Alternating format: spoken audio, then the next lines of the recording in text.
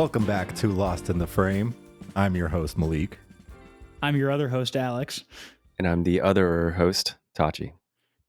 And today we are doing a Blockbuster draft. We're recording this about 2 weeks before this is actually released. Alex, this is mainly my fault and your fault, but it's exclusively mine and your fault. Tachi is completely innocent in this scheduling gaffe. It's true. What do you have going on? Me? Oh, I'm just getting things removed from my body. I have two cysts, and they're putting me to sleep and pulling them out. And so if all of a sudden in 3 weeks I'm not on the podcast anymore, something really bad happened. Something bad happened. Sorry if you're eating and listening to this. Yeah. Me, I guess mine's probably just as tragic, I would say. But I got to go to Vegas and have a good time and gamble and that sounds horrible. Win a lot of money, I'm sure. We don't actually need advertising sponsors because Malik's got us. I've got golden hands. I actually shouldn't say that. I don't want to jinx myself. I take that back. On the next episode we record after this, I will update with my gambling winnings and or losses. I guess just or. You can't have both. Mm. You could have both. Like you could win money, but you lost your soul. Deep. Yeah, real. Tachi, how you doing? I'm good. I'm just hanging out. I see the waves on I see the waves on your thing. Oh, you do? Okay. Yeah. Cool. Yeah. Cool. Well, yeah, we recorded our Thunderbolts episode 2 days ago. So in terms of movie news, there's not much that has happened in the last couple of days. Biggest thing, except we got a new pope. We did get a new pope, and he watched Conclave right before the Conclave. Pope Bob. I'm glad the soundboard works now. Yeah, I figured it out. You know, we had that joke where we brought up like Ryan Gosling every episode. Have we actually brought up the Pope and or Catholicism every episode? Every episode. It's got to be a majority at this point. I feel like it was only the last 3. Really? Because there was I think we brought it up I can't remember if we brought it up episode 1. I know we brought it up episode 3 because I made the joke that didn't land. We brought it up this episode, obviously. We brought it up last episode. And He's not going to get over it. I feel like there's at least one more out there. I could be wrong, though. Okay, well, so we brought up the Pope. Now let's bring up Ryan Gosling. What about him? Hope he's doing well today. Yeah, I hope he's doing well, too. Maybe he's Seems listening. like a good guy.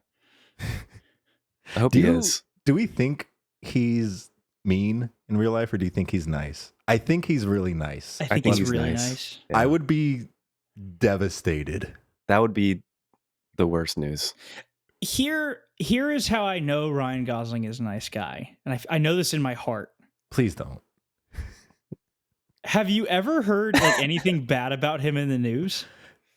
Like, have you ever heard drama with Ryan Gosling? Not even like he did like an actual bad thing, like celebrity drama gossip. Like, ooh, he was mean to so and so. Because I haven't. Have you, Tachi? Mm-mm. I think he just keeps low key.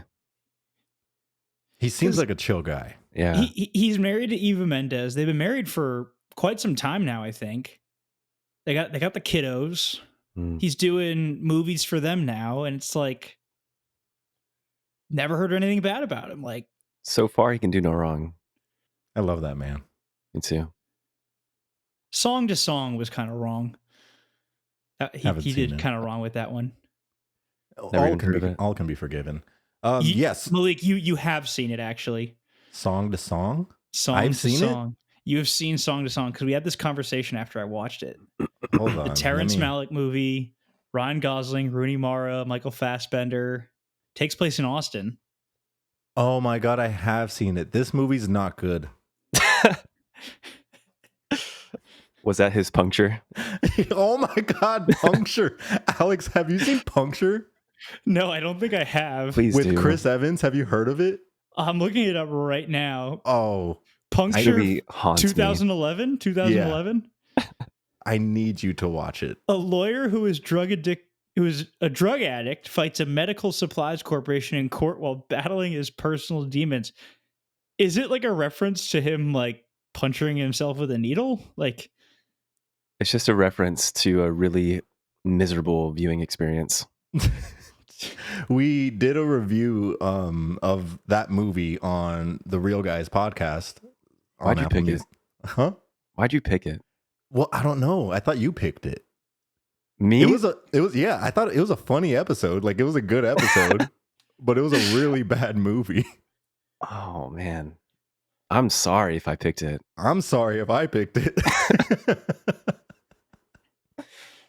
I feel like worst ofs is when like we're actually at our best because we're not like trying to be smart. Yeah. Like explaining like Sinners, like, the writing I think in this act was, I didn't quite feel the emotion, but it's like when we were talking about Act of Valor and apparently Puncture, it's like, this is garbage. Like, We'll definitely have a worst of episodes. Yeah, it'd be fun. Mm-hmm.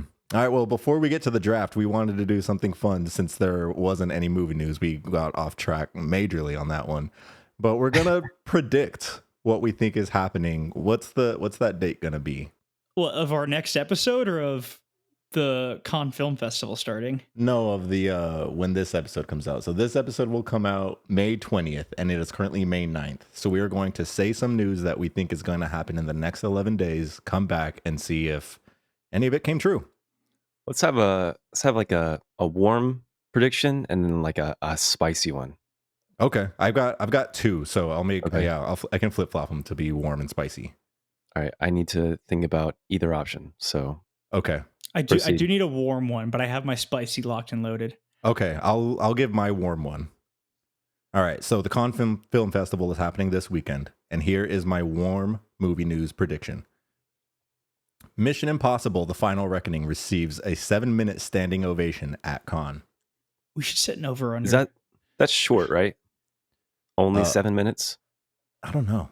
I feel like I've heard like 30 for some. It's going to receive minutes of a standing ovation or whatever. 1+ minutes. I think you're right. I think 7 minutes is technically short, so I'm going to go a little bit over. I'm going to say 12 minutes. Okay. Yeah. Because I think every movie gets a 7-minute standing ovation. Mm. Bro, that would be so annoying. That's like the one reason I wouldn't want to go to Cannes. I do want to go to Cannes. But like, imagine just standing there and just... I don't want to do that. Maybe I could strap robot arms to my chest and just clap for me. Your hands are just up as... I got my warm take. All right, Let's go hear it. for it. Zootopia 2 full trailer comes out Oh, next 2 weeks. That'd be That's nice. just my take. cool. Wait, we should write these down. Do you have yours written down? I can write them down. Oh, this is recorded. We'll be okay. You got a warm take? There will be some sort of Marvel announcement within the next 2 weeks. Okay. I think that's a good warm one. It might be about like Doomsday. It might be about the Ironheart show. I'm not sure, but we'll see. Do you I think did- maybe it could be more cast announcements for Doomsday? Could be. Are they done? I don't know if they're done. I did see that they were. This is a real piece of movie news, actually, that they were doing reshoots for the post-credit scene for Fantastic Four. Yeah. I saw the article and it just said Fantastic Four is going through reshoots, and everyone in the comments is like, "Oh, this is a bad sign. This is a bad sign." If you click it, they're just filming a post-credit scene. Like, I don't even think they're reshooting a post-credit scene. I think they're just filming one. But it was clickbait media. It was real news, though. We did forget that, so we wasn't do fake. apologize for that glaring error, that glaring misinformation we put out. All right, Never I've got my spicy take. Okay. Minecraft 2 gets announced. Chicken jockey. Chicken jockey. 2 Minecraft, 2 jockey. Did you guys watch it? No. No. Did Okay, you? yeah. No. Okay. Absolutely not. I have no interest. A fun bit of Lost in the Frame lore. When we were getting this off the ground, I was lobbying really, really hard for our first episode to be about the Minecraft movie. It's true. Immediately shut it down. I'll watch it for free though I later will not be subjected to this. one day. I got my spicy take. You ready? Go. Yeah. Yeah. Ari Aster's Eddington gets really bad reviews at Con. No. How come? I have seen a decent amount of public sentiment on the internet saying who asked for this, and from places that I wouldn't have expected it, like circles I wouldn't have expected that kind of feedback. They're like, I don't want to spoil it, so I'm not going to say it, but there's something in the movie that is probably already dated to a lot of people, and so they think that the movie came out 5 years too late.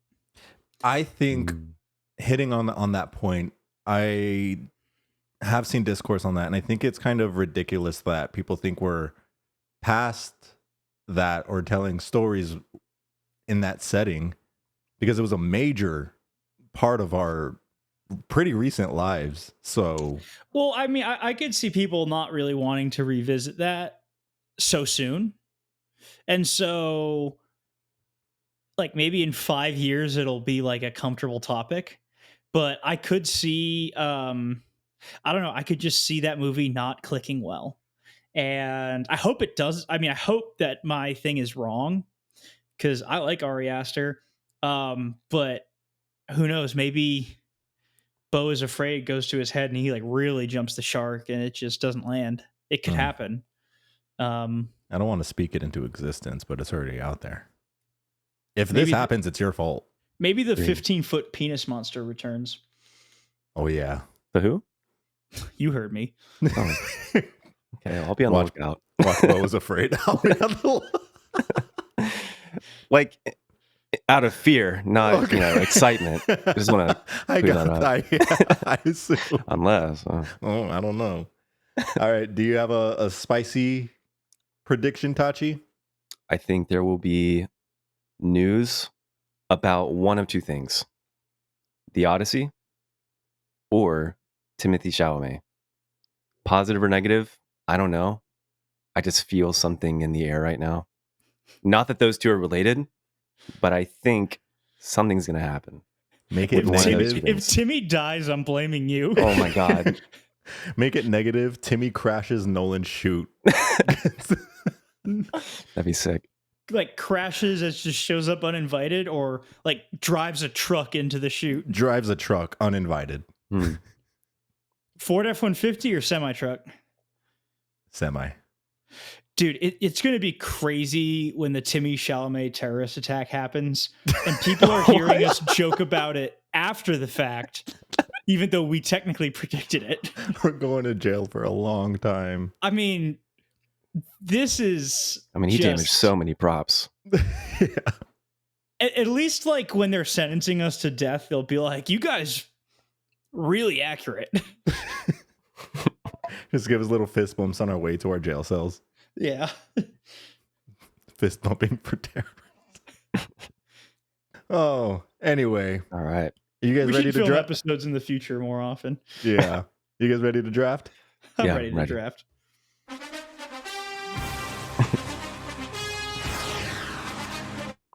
Was that fitting? I love that. Yeah, I'm hyped. It feels like a crisp September Sunday afternoon, and I'm ready to watch the Cowboys lose. Let's go. So the theme of today's draft is blockbusters. Yep. We are defining blockbusters. We're not looking at the budget. We are just looking at box office. So a blockbuster will be any movie that has made at least 100 million in its box office run. And I'll go ahead and read off the categories that we have. I also wanted to give a shout out to a different podcast called The Big Picture, who helped inspire some of these categories. So thank you. The first category is 1990s. So movies in the 90s that grossed over $100 million. Second category, mega blockbuster. Now this will be movies that made over 250 million in the box office. Next, we've got misunderstood. a $100 million movie that has less than 60% rating on Rotten Tomatoes on the tomato meter. Next category. Thermometer. That's what it was. Oscar nominee. Next one, comedy, action or thriller, and then wild card. Does anyone have any questions for these categories? Nope. Well, then all that's left to do is spin the wheel and see who goes first. And it is Alex. Let's go. The 101. There you go. Let's go. Oh. Who is second? The wheel is spinning. Looks like it's me. I'm on the turn again. And you are on the turn again. Was I first last time? Yeah. And Alex was in the middle? Yep. How is the turn? Do you think the turn in these scenarios is beneficial? Or does it hurt you? I think it's really dependent on the categories, because like whether we're all sharing the same category for the same draft, or there are just better options per category. It really just depends. But so far it's pretty advantageous, I think, to be on the you 3-4 won the turn. last draft. Yeah. And so I think we need some redemption this time around. How do you guys feel going into our second draft versus the first? I feel a little less confident, actually. Really? Do you think you're just being humble? No, I'm just afraid of repeats from the previous draft, and also I don't want to provide like big movie fatigue, because I think that's my go-to, my default. I like the blockbusters. The blockbusters are good. Yeah, they're fun. There were some bangers on this list. There was also a lot of garbage. I do think there's some interesting conversations to have right after the draft, just based off of I don't know, patterns I saw like from the 1990s to now. People spend a lot of money on really bad movies. And that's why we got a category for it. I know. All right, Alex, kick us off. What is the first category you were gonna go for in Lost in the Frame's second draft? So I am going to give an addendum to the fans, because Tachi kind of hit on it. He said he was worried about repeats and fatigue and all that. So I put a set of rules on myself where I can't do a repeat, and I can't pick from a franchise that I've already like gassed up. So no Star Wars for me. Star Wars off the table. Okay. Which is hard. But you know, I think that makes it more interesting. It makes me pick some movies maybe I wouldn't have picked, and gets some conversation flowing. So it's a good idea. I'll try to follow that as well, actually. With that said, with the number one overall pick in the 2025 Lost in the Frame Blockbuster draft, Team Alex is going with Shrek 2 for comedy. Wow. $932 million in the box office, nearly $1 billion. But Shrek 2, top 5 funniest movie ever for me. Do you like Shrek 2 more than Shrek 1? Easily. And now I'm not saying Shrek 1 is a bad movie. Shrek 1 is a great movie. But Shrek 2 is like Tom Brady of Shrek movies.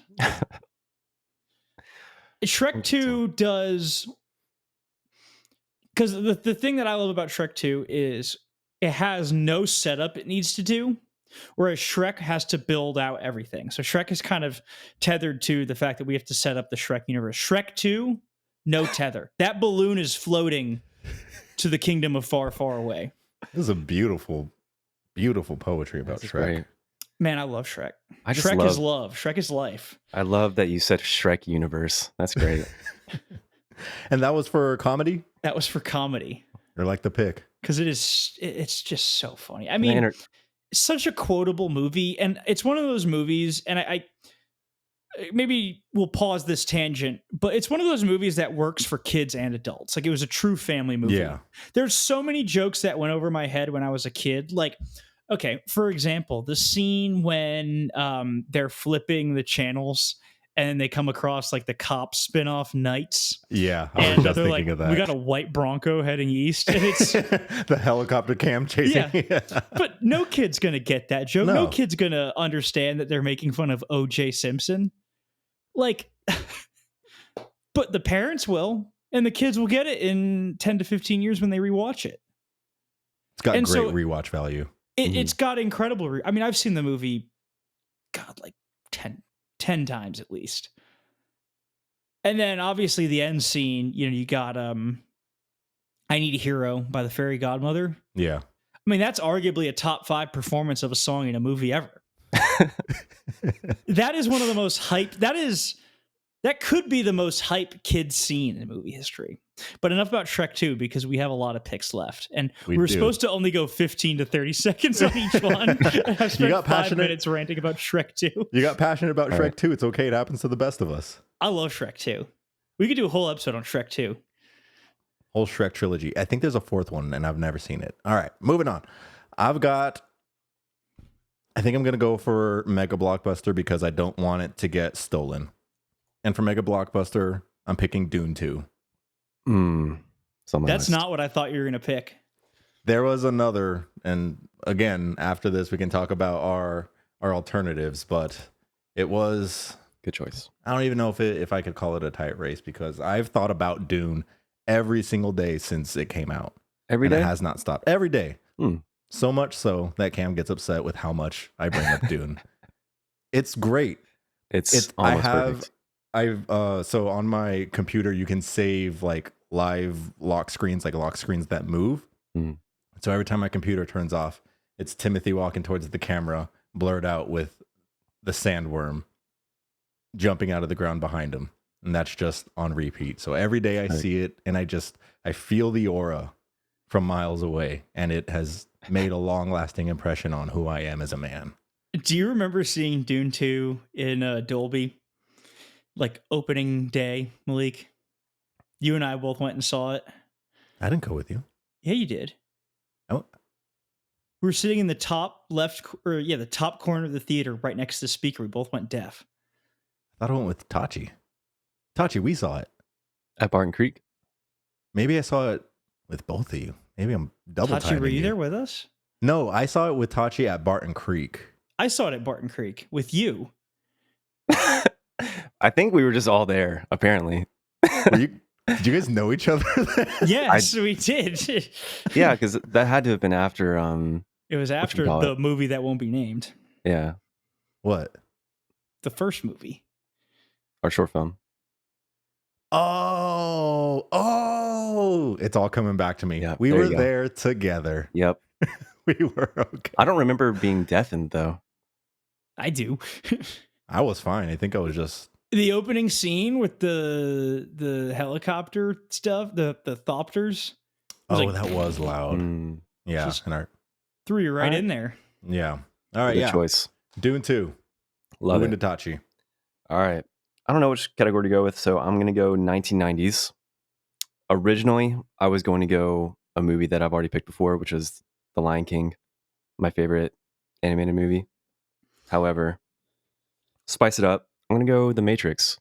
Fuck! 1999. Good pick. Thank you. That's the first, I think that's like the first official like actual steal. Yeah, no. That was my number one. My introduction to Keanu Reeves. It was great. I probably shouldn't have watched it when I was like 5 or 6, but it's okay. It was sick. I think that movie's like, I mean, I don't want to say it's okay for children, but it's not like... It's not that bad. Too graphic. Is it R? Is it rated R? I think it's rated R. It is. And I don't know if it's... That would be a good first R-rated movie for a kid. Yeah. Because it's not that out there. It's a little weird. Kind of creepy, like probably for a little kid. But it's not like, scarring. Then maybe it's the second movie that I'm thinking of where it has like the giant mass orgy in like the underground cave. Is that the second movie? That's got to be the second movie. I think that's the second Okay. one. I'm also remembering, because I saw it when I was very young as well, and there was a part that made me kind of scared and very squirmish. It's the like the little robot caterpillar. Oh yeah, goes going in down the belly his button. I hated that. Oh, still, like I watched The Matrix sometime last year for the first time in a while, and still I was just like, ooh. Yeah, makes me squirm. That's a great pick, though. That was gonna be mine. So, good job, and you're on the turnaround. So, steal another one from me. All right, then I will go with action, Okay.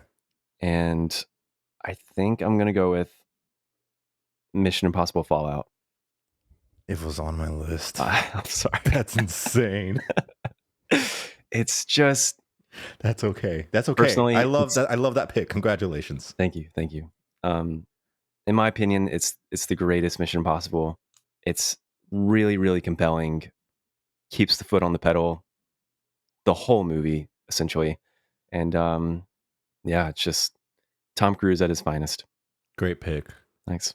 I went to Half Price Books the other day, and I picked up the first Mission Impossible, Mission Impossible 3, and then I think Rogue Nation, because that was all they had. Mm-hmm. But then I had the thought, I was like, oh, I just need to buy the box set. And so I just bought the entire box set yesterday. So I've got 3 extra Mission Impossible movies on DVD if someone wants them. Nice. Yeah, for my next category, I guess I'll go 1990s as well and go with my second pick. Sorry. It's okay. It's still a great pick, but I'm going Jurassic Park. Solid movie. I was definitely a dinosaur kid growing up. I'd go to the Scholastic Book Fair and try to pick up as many books about dinosaurs as I can, and that definitely all stemmed from Jurassic Park. Scary. The kitchen scene. Yeah. The kitchen scene. There are photos of me. Where do they have the Jurassic Park like themed rides? Is it Universal? Mm-hmm. Yeah. There are pictures of me as a kid at Universal crying on one of the Jurassic Park rides. But I mean, movie's just solid. Great. Like it's like a great horror movie, honestly. Holds up very well. Great effects for the time. Stands the test of time. Great pick. All right, Alex, you are on the turn. I know. And I think I am going to go Mega Blockbuster. And I'm going to go with, at $1.495 billion Shit. in revenue, With a B? go with Top Gun Maverick. Great choice. Was that the one? I thought that you were going to pick it, Malik. I did have it on my list for a different category. Ooh. Mm-hmm. Ooh. Action thriller? I just Or crossed it out. wild card? I'm not telling you. I want to know. I stole Oscar it. nominee. Oh, yeah. Oh, I don't have a wild card. I need to write that down. Okay. All right. Yeah, Top Gun Maverick, everyone's favorite 2020s era military propaganda movie. It rips. Made me want to go It rips. enlist. Absolutely rips. I sped home that night, Same. driving to Danger Zone. All right. It's great. My parents, they didn't see the vision. I saw the vision. Your parents didn't like it? No, they liked the OG better. What? Wow. I think it's a generational thing. I think they grew up with the old Top Gun and they like that more.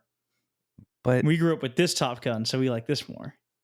but Maverick is just like, it's better in every way. Like it is. My dad thinks it's a rehash. That's his thing. He's like, it's a rehash. It's the same thing, and it's stupid. Strong take. Wow. And he's I right, respect it. but he's wrong. He's right about everything, but the movie still rips. It still bangs. When are we going to have an episode with your dad as a guest? Yeah. We probably should have brought him on for the For the war episode? contemporary war movie one. We could bring him on. We'll have the parents episode. That would rip. That'd be funny. You're listening to some brainstorming live, folks. I mean, you don't get this at any other podcast. You don't get the show notes while you're listening. So you went with Top Gun for Mega Blockbuster, and then what was your previous one? Remind me. Shrek 2 comedy. And what's your third pick? Oh, that's right. That's where I'm Oh, I'm lost. on the clock. I'm still on the clock. You're on the you're on the turd. That's what I thought. Let's go with Oscar nom. $609 million was nominated for Best Picture. I think Best Director as well. This one is... Don't do it. Do it. This one's a wild card. I actually don't expect anyone to have picked this one. Okay. I'm going with Life of Pi. Ooh. I haven't seen it Ang yet. Lee. Yeah. I had not watched that movie for quite some time because it looked kind of dumb. And then I was on a flight somewhere, and I don't remember where I was going. I must have been going back home to Rhode Island. But it was on there in the in-flight movies, and I had seen someone talk about it recently. And they're like, oh, it's pretty good. You know, good cinematography. I saw some screenshots of it. I'm like, okay, let me go check this out. And I'm not going to say that like it's like a 10 out of 10, but it's like such a solid 8 out of 10. Really, really good movie. And I was surprised to see that it made it as much money as it did. It's like kind of like surface level philosophy. A lot of the criticism on it is from people who love to smell their own farts. But I think it was a pretty interesting conversation that was being had in the movie. And of course, you know, who doesn't like, if you just take it at the most surface value possible, who doesn't love a movie with a guy on a boat with a pet tiger? I mean, like, we all want that. We all want that. I want a pet tiger. Personally, not me. But You I'm have different. 2 pet tigers. They're just really mini. So they're not. I mean, you know, What makes like, the difference is the size. And if they were bigger, I'd tell them to leave. Because they would be tigers. but I mean, it's kind of sick. Would they listen? The thought of like, you know, the thought of owning like a tiger, or like maybe not owning is the wrong word, being friends with a tiger, that's kind of cool. There's a lot of controversy surrounding Tiger King, so I don't think you want to get into all of that. No. But this is a mutually beneficial partnership between me and the tiger. It's not for a zoo. It's Pause. I have a boy that's a tiger. Because, like, you know, the trade proposal is this. I feed him lots of food. And then if someone ever breaks into my house, they walk in the living room and there's a tiger. I mean, like, that's crazy. And it'd be so sick. Or have it in, like, the backyard. It's like, you do have the backyard for it. You're like a white Mike Tyson. I've been called that a lot, actually. Yeah, Life of Pi, worth checking out. Like I said, I was surprised to see it made $609 million. I did not think it was that kind of movie, but I mean, Ang Lee had some heavy hitters, and he went on a pretty good run there. And I think that's one that we'll probably see maybe come back around in the next couple of years or so. People might find it again. So nice. All right, back to me. I'm going to go Oscar nominee as well. And for my pick, I'm going 2019 Best Picture winner, Parasite. Almost had that almost. Good choice. Great pick. Mm-hmm. What is there to say about Parasite that hasn't been said? I think 2019 was just a monumental year for movies. Like, looking back on it, just banger after banger after banger. We were eating good in 2019. Sometimes I look back at my Letterboxd list for that year and I'm just like, Jesus, solid year. And yeah, so to top it all off with Parasite at that Oscar, getting that Best Picture win, fantastic movie. Showed it to my family, watched it maybe like 5 or 6 times. Very, very solid movie. Love it. For sure. All right. I'm back on the clock. So I'm going to go Misunderstood. And First Misunderstood. I'm excited for this one. yeah, this one's honestly, I'm surprised the score is this low. But I'm going to go with Transformers 2 Revenge of the Fallen, because the last hour of this movie is straight gas. I agree. It has some of the best CGI I've ever seen. And it's just It's so entertaining, and some would say it's Shia LaBeouf at his best. I would agree. The CGI in Transformers is actually kind of nuts. Right? Like, still looking at it today, you're just like, what the fuck? It has sick. aged swimmingly well. So yeah, love that movie. Gets too much shit, but I think it's really fun, and that's what it's supposed to be.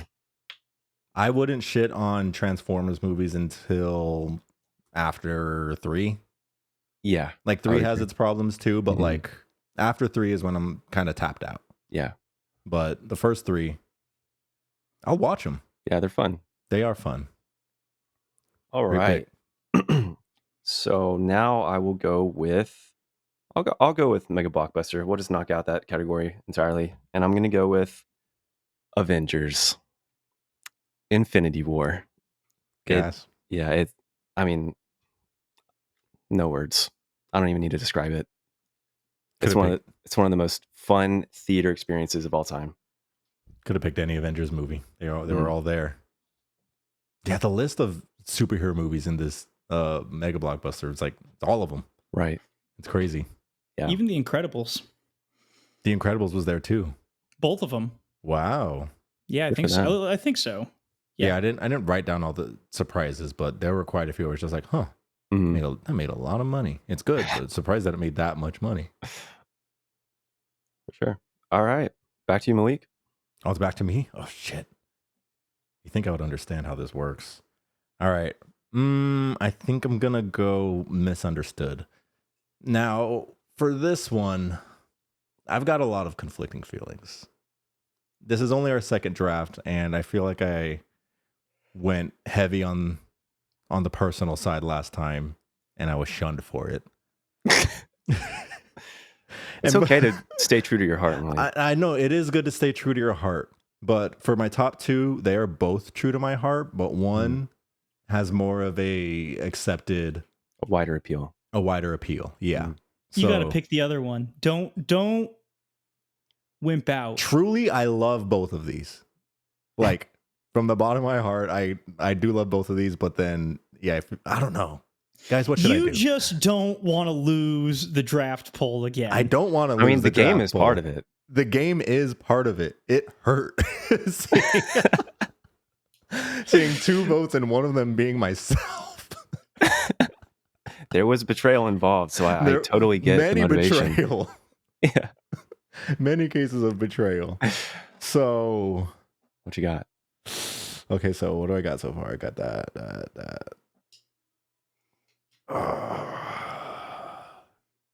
You know what to do.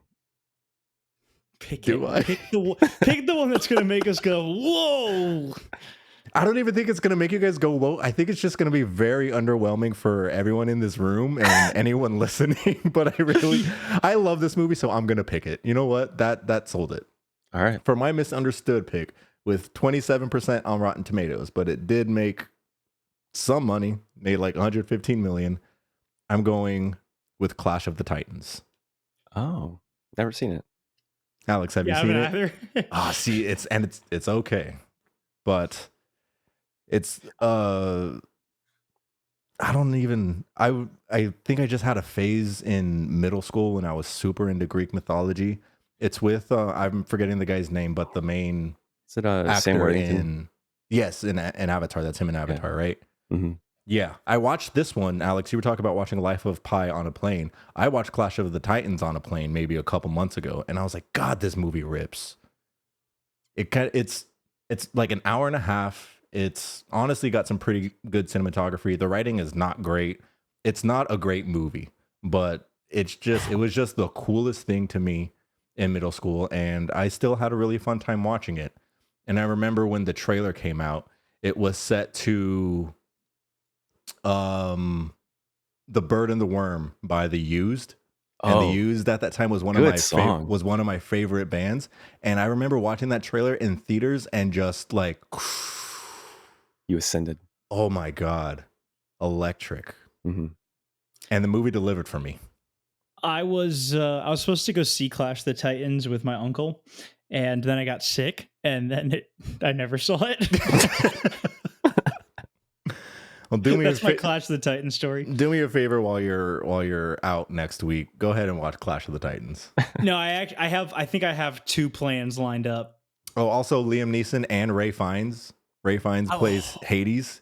I love Ray Fiennes. And Ray Fiennes is doing like a really sick, like he's got a voice like as Hades, and like the costumes honestly in this movie are like very well done, and I think it's really cool how they portrayed the gods. But Ray Fiennes specifically, he's got this like really like low, whispery, raspy voice, and I think he just plays it so well. And he's kind of like a smoke demon too. And there's a Kraken, dude. That movie rips.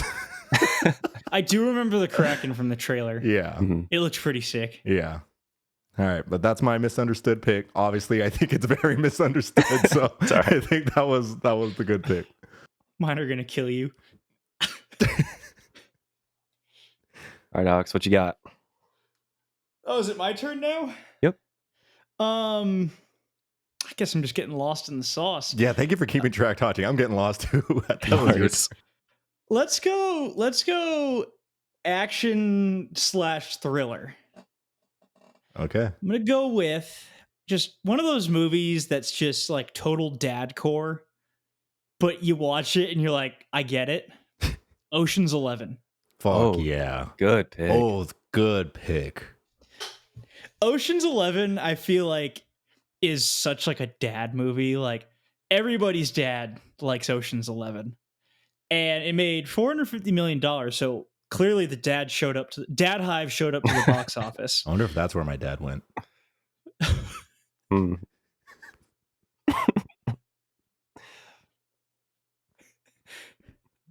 Anyway.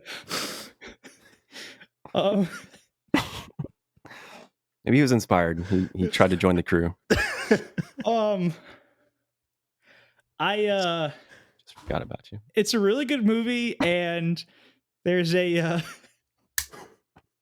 lock in. There's a scene at the end, and it's such a cliche song to use in movies because every movie uses it now. But Claire de Lune by Debussy. It's my favorite classical piece ever. So cliche, but it moves me.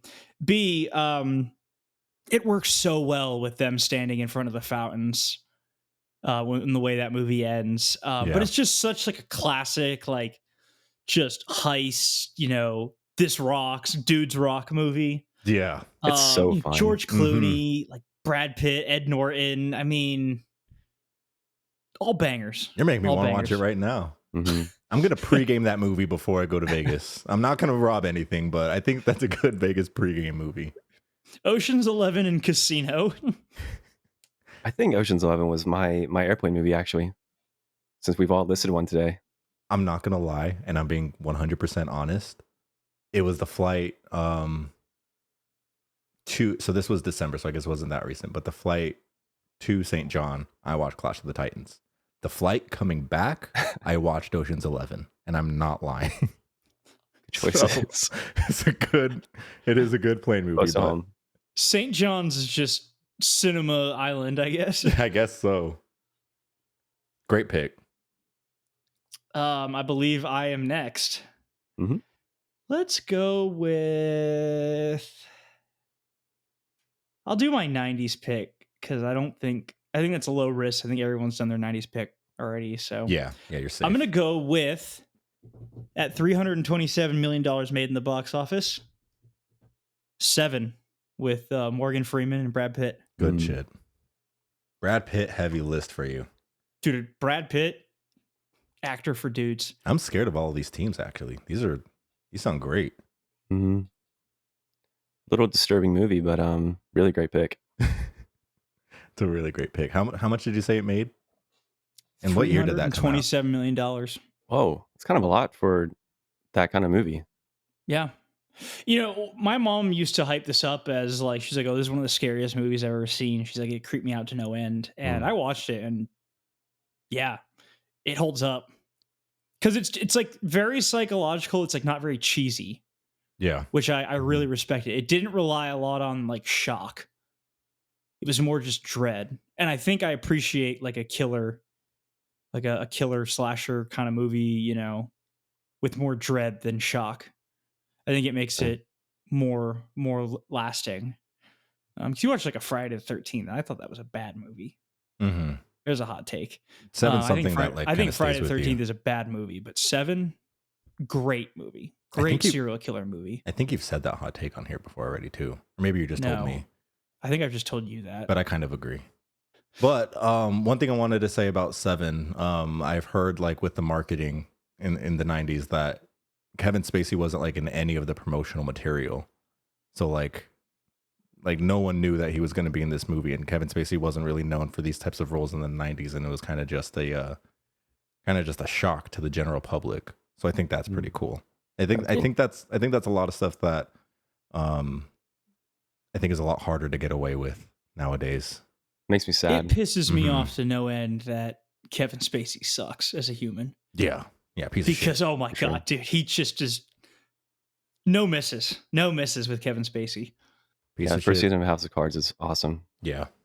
All right, is it back to me? It's back to you. All right, back to me. I'm gonna go for my action thriller. We did action or thriller, correct?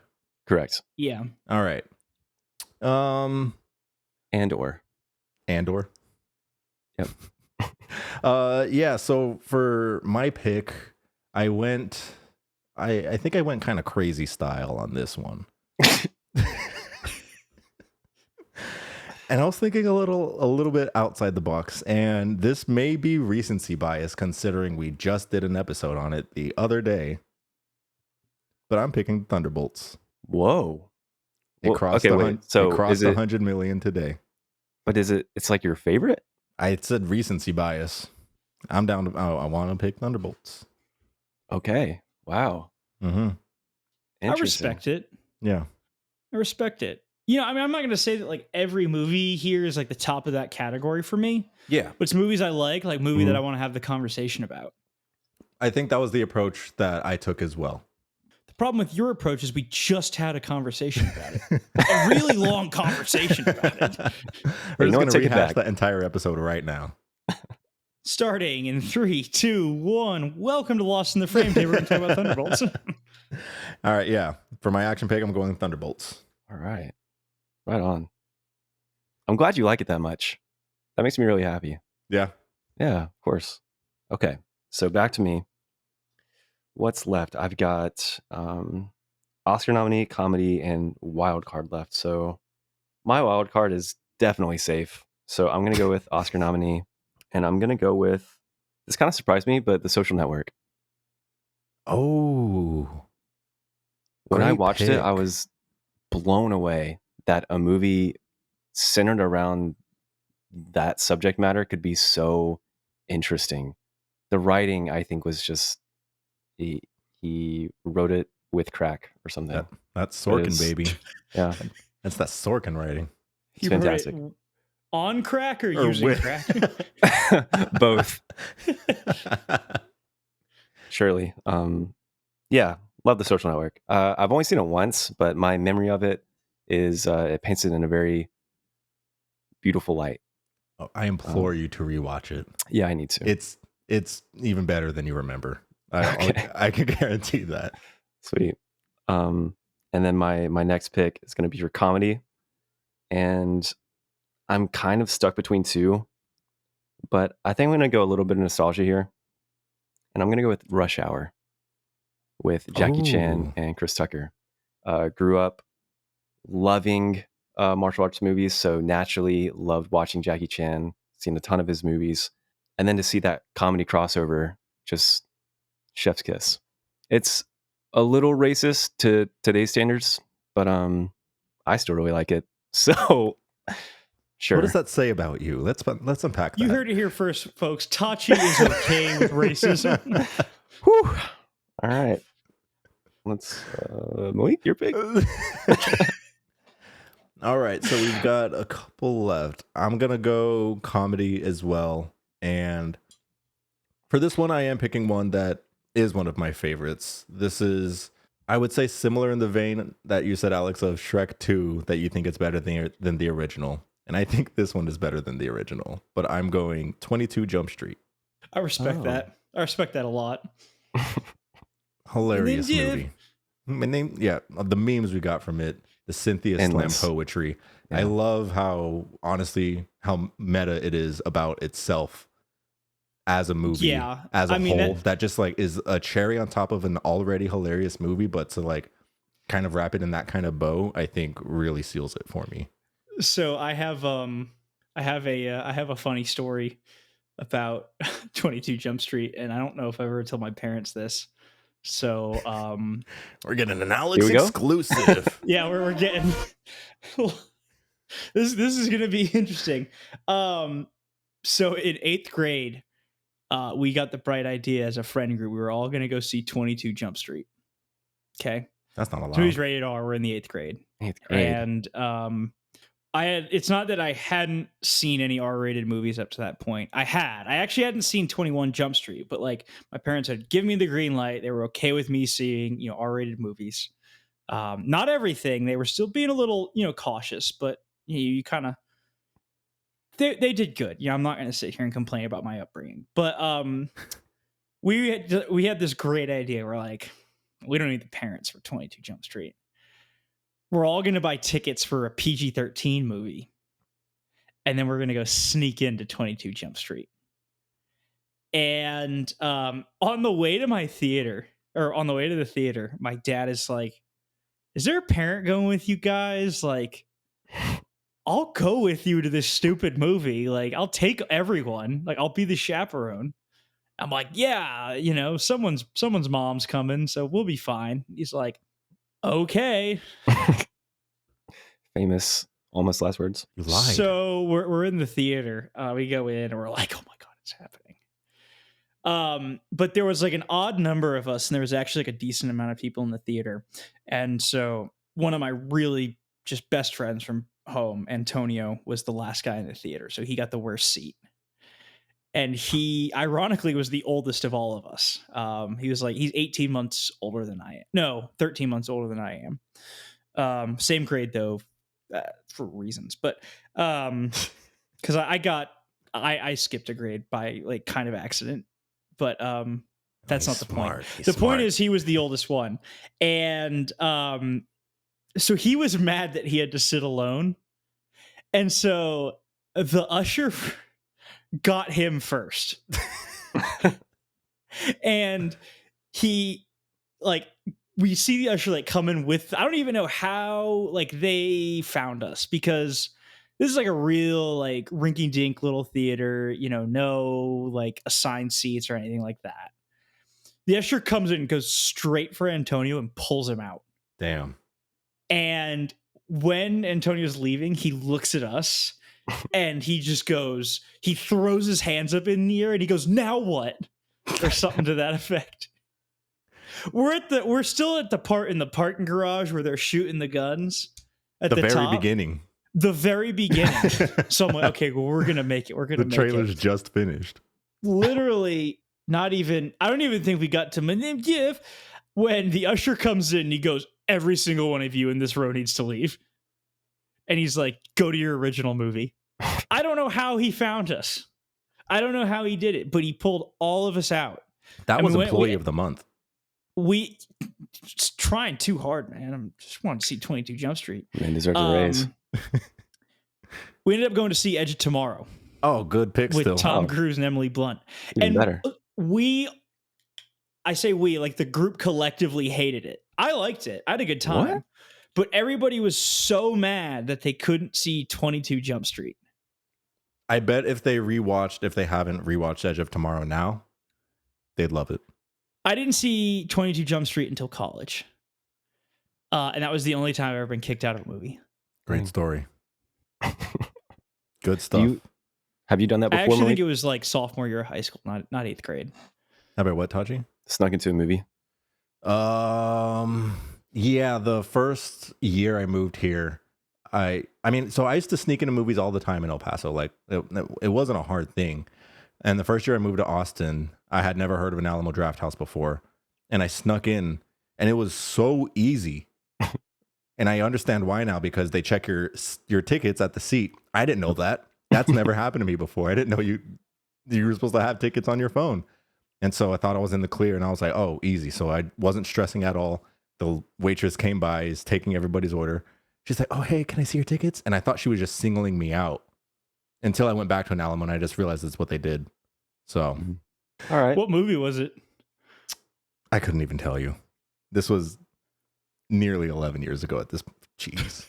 You old man. AARP looking ass. In all my years. All right. Alex, is this your last pick? I got 2 left. Okay, so are you on the turn right now, though? I am on the turn. Okay. All right. Well, he just did his wild 2. card. I'm gonna go. Wait. No, He just did his 1. 2. So it's to you, Malik, and then me for my last pick, I think. And then back to Alex. No. These are Alex's 2. I did 22 Jump Street.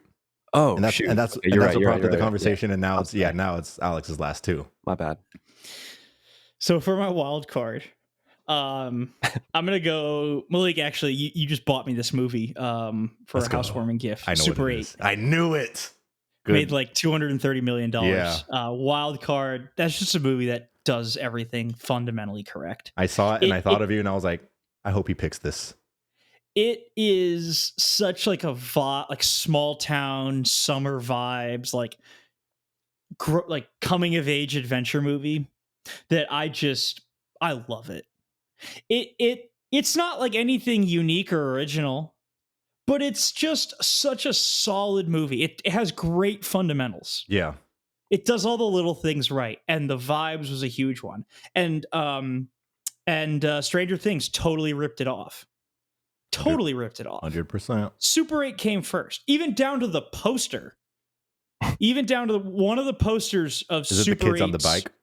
Yeah, yeah, the original run is this. It's Stranger Things copied it so hard, so hard. And so when everyone is, I like Stranger Things. I like Stranger Things when it came out, but I always was like, a little bit of me was like, Super 8 not getting the love it deserves now. It inspired this. And it's kind of funny because it's directed by J.J. Abrams, and he's now like my public enemy number 1. Yeah. But I still love him for it. I still love him for Super 8. Do you know what the Rotten Tomato score is on Super 8? Oh, geez. I don't know. Curious if that could have been in the misunderstood category. Because it's definitely underrated. 81%. Okay. It's got good ratings. I just don't think many people It's just have not seen popular. it. Yeah. Yeah. But it's just, I mean, I've seen that movie each time. It's just like a breath of fresh air. I like that pick. And so I'm going to go to the misunderstood. And do I pick the normal one? Do I pick the one that's like insane? There's a battle, and I'm going to say go for the insane one. Same. All right. This made $365 million, and it has a 28% on Rotten Tomatoes. Okay, that's not horrible. Oh my God, I know what you're going to do. 28%? I know what you're going to do. Okay, go. I haven't seen this movie in like 12 years. Give me Alvin and the Chipmunks. Damn it, I thought of something else, but that's still a really good pick. Give me Alvin and the Chipmunks. So hated, and I remember loving that movie as a kid. And here's the thing. I remember watching it back to back. Like, it ended, and my parents left the room and didn't eject the DVD, and it started playing again, and I sat through the whole thing a second time. That actually explains a lot. The music, it banged, okay, to 4th grade me. The amount of hype that movie had, like, at least in my area, it was huge. Like, Alvin and the Chipmunks was a big deal. Everybody had all the songs on their iPod Nano. What? Never heard this. No. I don't think I've ever once heard someone talk about this movie. I'm not going to lie. Alvin Hive was alive in South Kingston, Rhode Island. And when it came out, like, I don't know, man. It just was, it was different. You know, it was special. One chipmunk has to go. Who's it? I mean, Honestly, it's probably Alvin.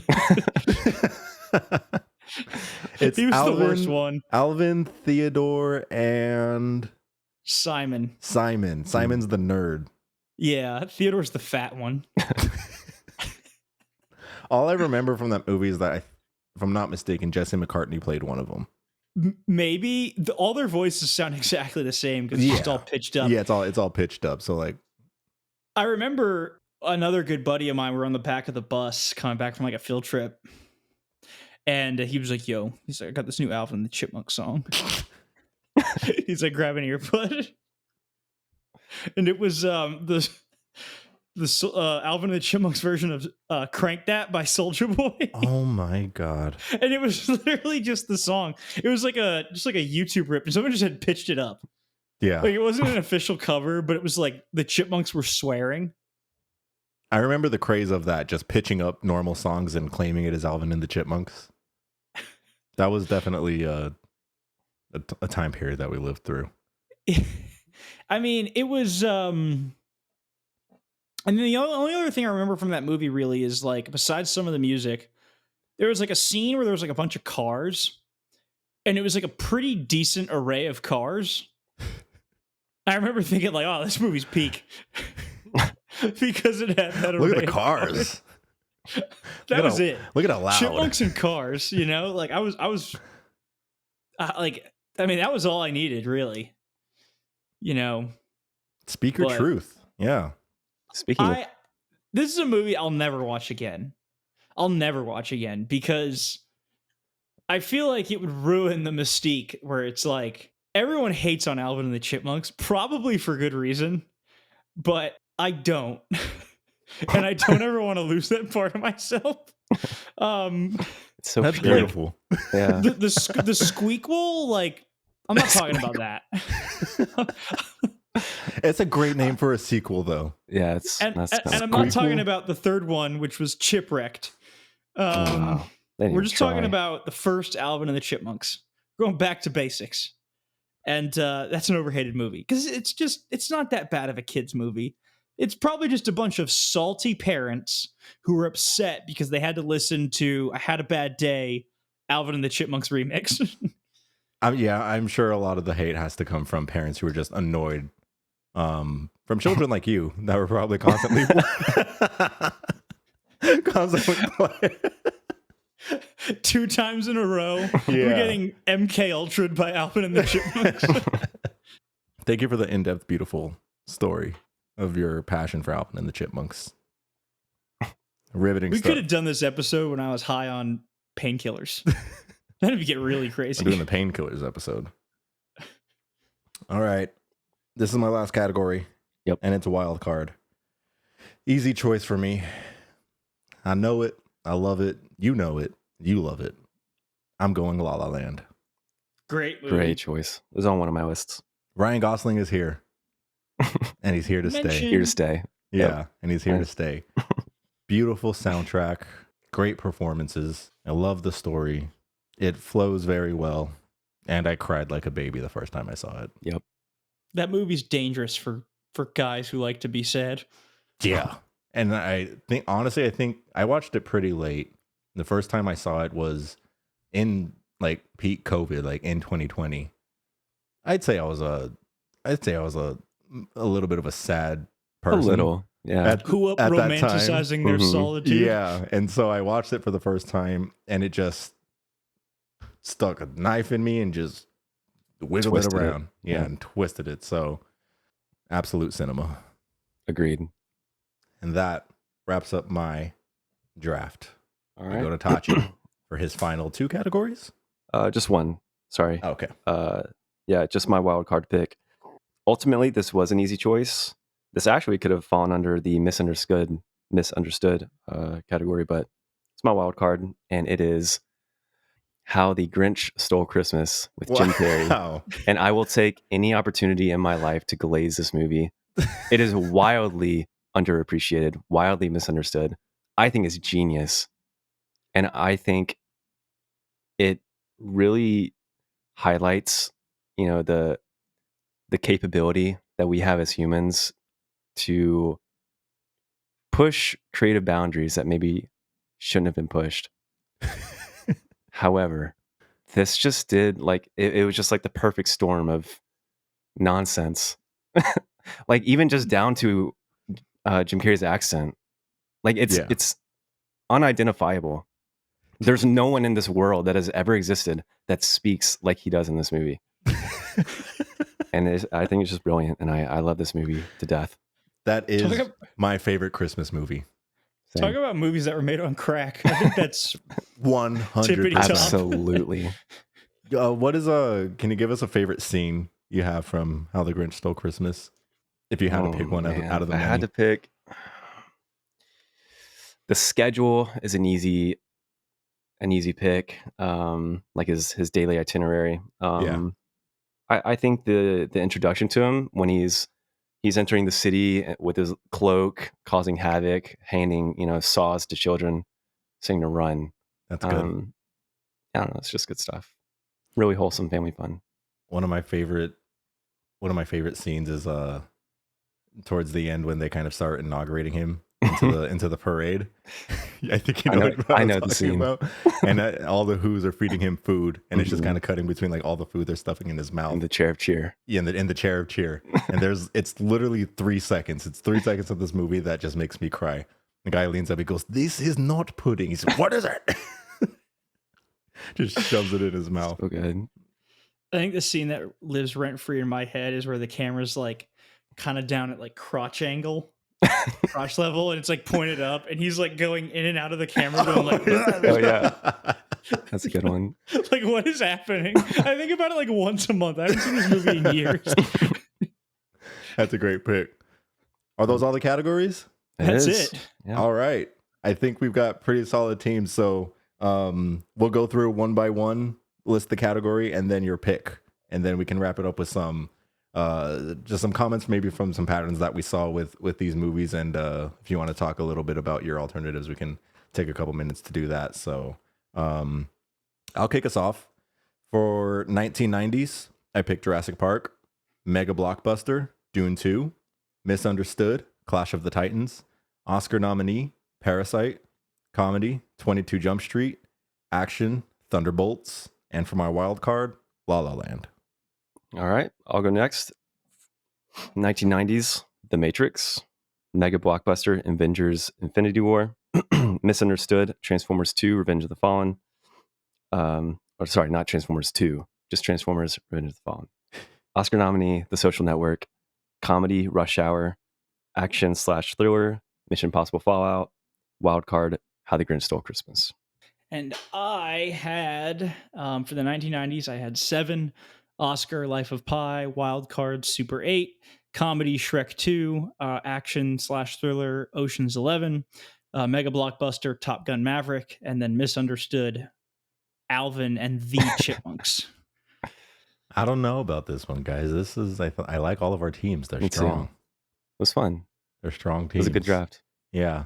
One thing I wanted to bring up that I noticed specifically in the comedy genre is the lack of, I mean, this goes beyond the comedy. So the first note I have is the lack of original IP in the list of movies that have made over 100 million. Now, we did get one recently, and that's Sinners, but a majority of these movies that are in like the top 500 are all based off something, Right. whether that be a superhero or a sequel. So I thought that was interesting. And specifically for comedies, the last original comedy that we had that grossed over 100 million was The Lost City in 2022 with Channing Tatum and Sandra Bullock. I was kind of surprised to see that actually made over 100 million. The one before that was in 2019 with Hustlers. And the one before that was in 2017 with Girls Trip. So very far and few between. Man, I haven't seen any of those. Yeah, for original comedies that have made. Yeah. The last couple original comedies I saw, I thought stunk. Yeah, if you kind of go back from maybe like 2000 to 2013, there's a good chunk of original comedies that made over 100 million. I mean, you've got Due Date. These are some of my alternatives. You got Due Date, Game Night, Horrible Bosses, just to name a few. But they were a lot more consistent, I feel. And The a lot of the Hangover comedy, era. they just did we lost the sauce or something? I'm not sure. I thought that was interesting. I think jokes are also just hard to write, and that probably lends to the fact that with I guess the shift in social norms, I don't know if they want to use that as an excuse, but It's the left, I guess I'm telling you. more limiting factors, I guess. The left wants to make comedy illegal. I'm joking, by the way. Woke people killed comedy. And I'm not even saying that like the movies back then were actually funny. Some of them were. I mean, there's a lot of unfunny stuff out there. For sure. Yeah. But I think in maybe general, we just jokes are hard to write. Yeah, maybe we just pumped out more comedies, so it was more likely for 1 out of 10 to hit. Mm. I don't know. They are pretty cheap to make, I think. Yeah. The last original comedy I saw in theaters, I was going through my my Letterboxd like year in review lists. It's 2023 Joyride. I didn't see that one. That one's got Stephanie Shu. Yep. Yeah, I did not see Was it. it Is good? it good? I thought it was terrible. Oh, Sick. man. That's a shame. It had like one of those, it had that trope in it where it was just like, I hate it. I hate where it's like the loser friend who messes everything up and then blames you. And then it's like, well, I guess it is my fault because I'm good. Like, I hate that. Yeah. I hate it so much. And it was just, I did not think it was funny. And I tried to. I tried to give it a good shot. And everyone in my theater was laughing. And I just was like, I was pissed. I can't believe I wasted 2.5 hours. That's a long movie. It wasn't that long. It felt long. It was only 94 minutes. It's an hour and 34 minutes. And I'm like, it was 2.5 hours. That's how bad it was. I think for my alternates, I only wanted to bring up a couple. And those were both in my Misunderstood. So I wanted to share with you guys the other one that I was debating for Misunderstood, for the Arts versus Charts, that I do still love. But that movie was The Cat in the Hat. Never seen it, but I've heard. You've never seen The Cat in the Hat? I've heard. That's a crazy pick. The horror stories. Dude, if you love The Grinch, I think you'll love The Cat in the Hat. You think? That's a funny movie. I love that movie. I mean, I do like Mike Myers. Yeah. Like, I love Austin Powers, but. And then the other one, Alex, which I thought you were going to do because this also has 28% on Rotten Tomatoes, was Ghost Rider. Yeah, I haven't seen Ghost Rider. That's okay. My alternates, I only had 3, and one of them was an alternate for 2 categories. So for Misunderstood, I had Fast and Furious, so the 4th one. Okay. 29% on Rotten Tomatoes. Oh, 360 million. It's not that bad. It's not a 29%. It's not. That was literally it. It's the one where they go to Mexico and they're like in the tunnels. Yeah. The cars are good in that one. It's like kind of stupid. They're all stupid. It's, I mean, not all actually, of them. of like the first 5, which I consider like canon before it went off the rails. It's the worst of the first 5, like by far. I think being sandwiched between Tokyo Drift and Fast 5 is also a problem. Yeah. Yeah. And it's not like dumb enough to be as good as Too Fast, Too Furious, because Too Fast, Too Furious is like so stupid that it's actually incredible. Like, it is peak cinema. I mean, like, it's just bangers nonstop. Ejectocito, cuz like, that's awesome. Miami, like, it's like a real life Grand Theft Auto Vice City movie. Forget about it, cuh. Literally, pockets ain't empty, cuh. But like the as disappointing as Fast and Furious is, it is not a 29% on Rotten Tomatoes. It is like a 6 out of 10. Yeah, that's kind of harsh. Yeah, for sure. Yeah. Give it at least like 45%. Yeah. A solid 40. Yeah. Give it like a strong F. Like, at least you got some right, you know? In Mega Blockbuster and Action and Thriller, I had 300. Oh, I thought about that one. That's a classic. that really is. There's a dude's movie. That's a dude's Absolutely. movie. That is such a dude's movie. And my favorite thing about it is, and I always, whenever my dad and I talk about 300, we always bring this up because both of us are history nerds. It's like 300 is all like, like the freedom of Greece and Sparta. And we're fighting for freedom. Sparta was like an extreme oligarchy and repressive society. It was like the least free city-state in all of Greece. And it's like we got Gerald Butler, like democracy, like Yeah. But the movie still rips. Then my backup for Wild Card, and I did not expect this to have made as much as it did. It made about the same as Super 8, so like $250 to $290 million. 2011's Rango. Ooh. I want to watch it. I haven't yet. Rango's good. Rango is sneaky good. Yeah. Like sneaky really good, actually. The first time I saw Rango, I actually was in Vegas, and the night before drank a little too much and had alcohol poisoning 100% and blacked out. But so I was incapacitated that next day in the hotel room. I wasted an entire day in a hotel room, and I watched Rango, and it made me feel a little bit better. I was like, whoa, nice. This Johnny Depp, right? Yeah. Yeah. First time I watched it, I wasn't whelmed. I was whelmed. I liked it. The second time I watched it, I was living in Houston at the time, and I watched it, and I was like, this is actually like a really good Western. Like, really good. There's some like odd bits in it that just put it over the top into like, this is actually a really good movie. Like the Clint Eastwood like callback. Yeah. There's a Hunter S. Thompson Easter egg.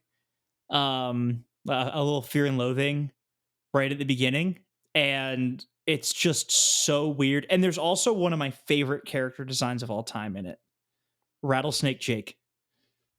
So cool. It's a sick character design. I'll be interested to hear your feedback on it, Tashi, because having the rattle on a rattlesnake be revolver barrels that shoot is really cool. It's so cool. That sounds really cool. I will report back soon. What were some of your alternates, Tachi? Yeah, I'll just highlight a couple. For comedy, I almost went with Pitch Perfect, just because I'm a sucker for musicals, and that movie's a banger. I love Pitch Perfect. I think I don't remember I think the second was also pretty good, right? Mm-hmm. I do like Pitch Perfect. Yeah, it's a fun time. And then for action thriller, I had a bunch that I really struggled to pick between, but Fallout's just perfect. That was John Wick, Born Identity, and The Departed. So I would have been happy with debating The Departed. The Departed is awesome. Yeah, The Departed is also a dude's movie. I'm not love a all co-op. those. Lots of 100 million dudes movies. Dudes will show up to the cinema to watch other dudes. If they're represented, dudes they for will come. dudes. I mean, I think most of The Departed's box office also probably came from like Boston dudes. Slightly. Yeah. Like the Red Sox lost tonight. I'm gonna go watch The Departed again. Boston Hive is strong. Cool. Well, I think that about wraps up this episode. Any final thoughts from you guys? I'll be sure to see if we get our news correct. Oh yeah, that's gonna be fun. Truth, be honest. How do you think you're going to do on this draft? Who do you think is going to win? I mean, I gotta advocate for myself, so I'm gonna pick me. But you guys have good lists, so I feel like I had a really, really strong base, and I lost it with Alvin and the Chipmunks. So you kind of went off the rails there for a second. Shrek 2 could make up for it, though. it could. It certainly could. The Shrek 2 pick, I think, is it'll